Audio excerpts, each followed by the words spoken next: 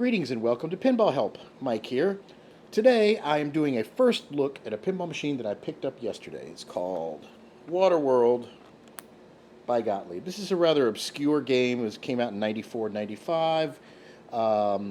It's by Gottlieb, obviously when Premier owned them. It's a Gottlieb System 3 game, and it's themed after this Kevin Costner movie called Waterworld, which was widely regarded as just a multi-million-dollar flop, although it actually did make its money back after quite a while.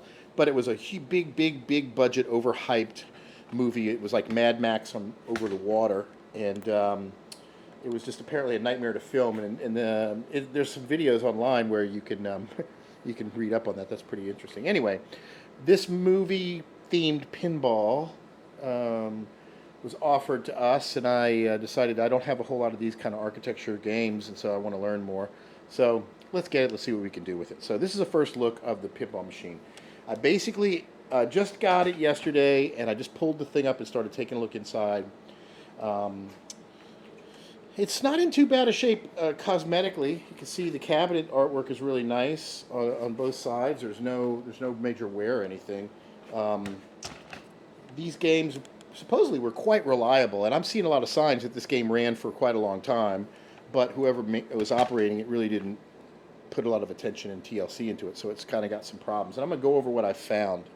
This game does boot up and start, but the flippers don't work, and there's a bunch of other stuff. So it looks like most of the problems on this game are mechanical wear items. And I'm also seeing some very sketchy repair job stuff. So let's take a look at some of the coils underneath. Just taking a quick look. This is right away, there's a broken wire right there on one of the coils. And you can see, I don't know why they've rewired some of these coils. I don't know if they just cut the coil off and they need to do some service and then put new wire on or what, but there's a lot of weird repairs like that where there's new wire run.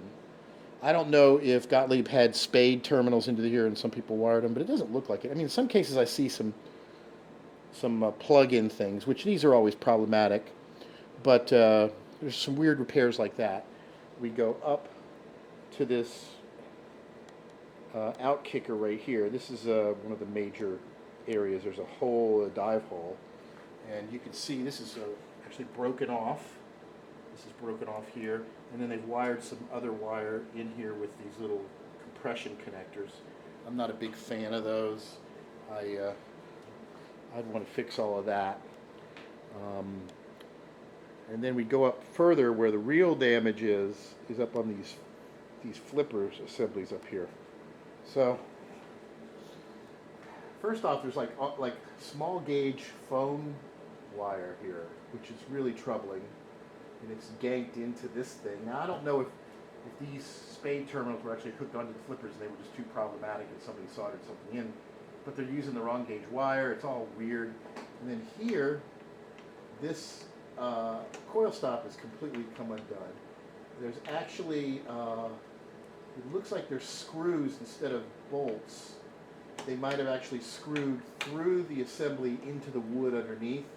It's all ganked. I'm seeing see the bolts here don't appear to be original. There's different sizes ones. So these flippers have been rebuilt multiple times, and it doesn't appear like they've ever been rebuilt properly. And I don't know how badly damaged they are, so I'm going to have to take a good look at that. And both of the flipper assemblies are like that. They're just a hodgepodge of MacGyvered parts put together. I mean, look at this mess. Look at this. There's a wire that's broken right there. It's the wrong gauge wire. It's from a soldered to a connector to a connector. I mean, come on. And I think I would be surprised if these are the wrong type of coils. So I'm going to be doing some research on that. One of the bummers about a Gottlieb game is you can't get the manuals online, so I'll have to order a manual if I can't find one elsewhere, because you can't download these usually.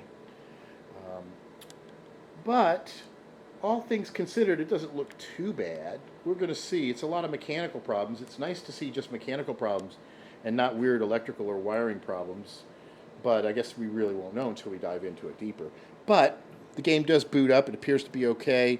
I see a lot of weird mechanical stuff I'm going to have to fiddle with. Here's another little pleasant thing. Look at the shooter rod. Look at how completely mushroomed that is. I mean, nobody bothered to put a shooter tip on it for quite a long time. It's just completely ballooned. This is going to be fun to flatten and pull out of there. I guess I'll try to maybe get a little... If I can't pull the whole assembly out, I'm going to need a little grinder. I'm just going to have to cut this thing off and pull it out, replace it with another shooter rod. So there's a first look at this game. I'll be anxious to see if we can get this thing up and working pretty quickly. But as usual, I'll probably be waiting for a few parts to come in that I may not have on hand. So there it is.